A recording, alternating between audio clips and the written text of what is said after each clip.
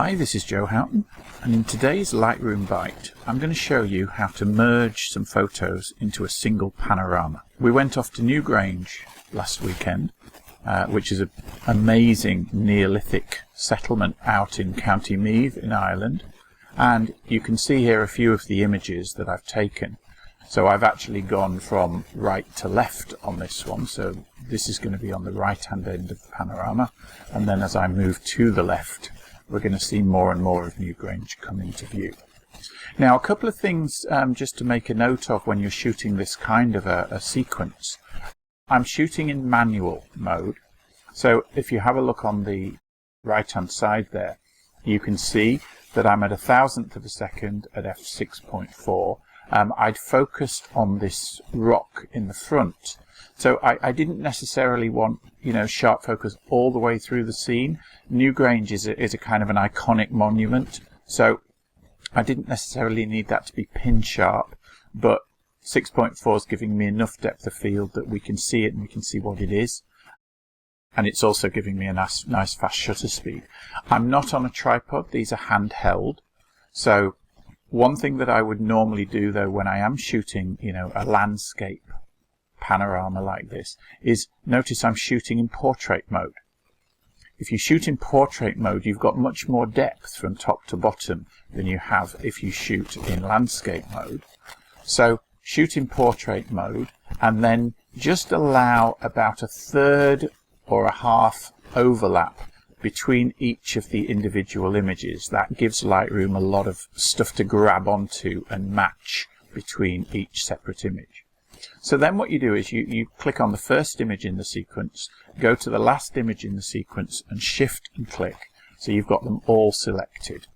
Okay, and then you've got a couple of options. The shortcut is Control and M for merge into panorama. But if you want to go up to the menu bar and do it the long way, if you like, it's Photo, and then you come down to Photo Merge. There we are.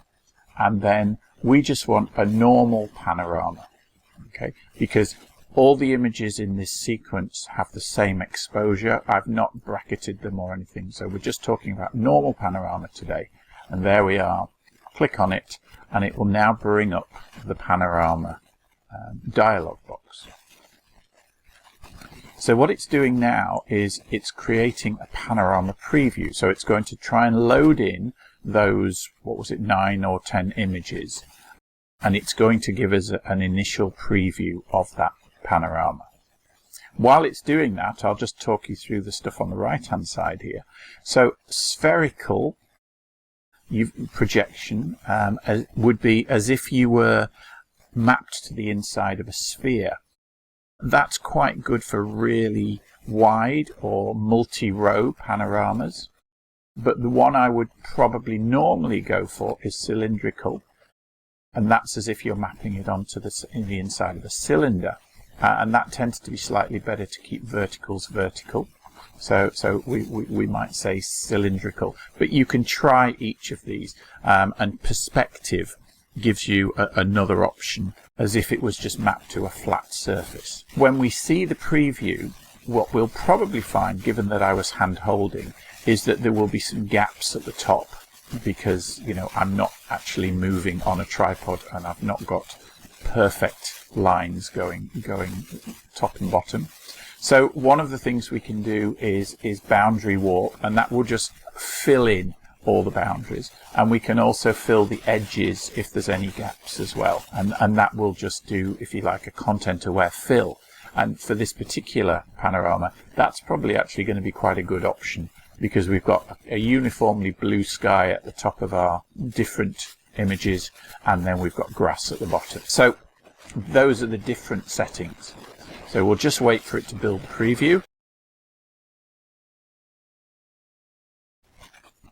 So here's our preview, and as you can see, we've got white edges and stuff. So we can either do boundary warp. Now watch what happens when I drag the slider. It will start to warp the corners, and if I go all the way, it'll just warp those corners so that there's no white. Okay, so that's one way of doing that. Now that does affect the geometry of the image slightly, but another option is just to fill the edges. And if we click on that, then what that will do is it will recognize all those white areas, and it will just effectively do a content aware fill for us when it actually creates that panorama.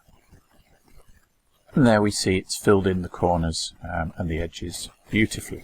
Now I should note that I speeded up the processing of that, and that took about 90 seconds to process on my machine, whereas the boundary warp just happened, you know, as I slid the slider. So there's a bit more processing involved to do the fill edges, but it's a very effective technique which leaves the geometry of your image unchanged.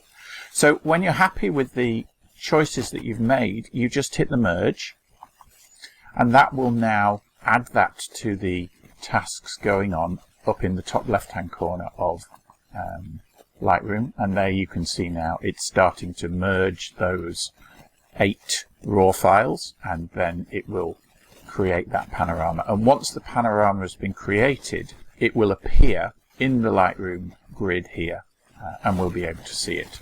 So we'll just wait for it to finish. If you don't want to wait for it to finish, you can now go off and edit other photos, and it will just continue to create that panorama in the background.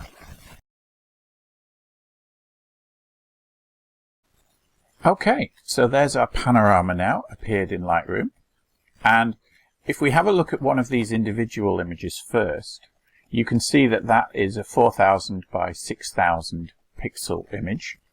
Shot on a X-T2, Fuji X-T2 with the 27mm pancake lens, which is the equivalent of about a 40mm lens. And that's another thing that I didn't mention. You know, you don't have to go out with a super wide angle lens to get these panorama shots. You can just go out with any lens that you've got, and if you gather a sequence like this, especially in portrait mode like I've done here, with, you know, just a normal length lens, I mean that's a 40mm lens, then we combine those 8 shots, and what we end up with is this shot here.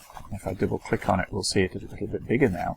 Now that is 12,835 pixels wide by 6,271 pixels deep. So this is a big image now.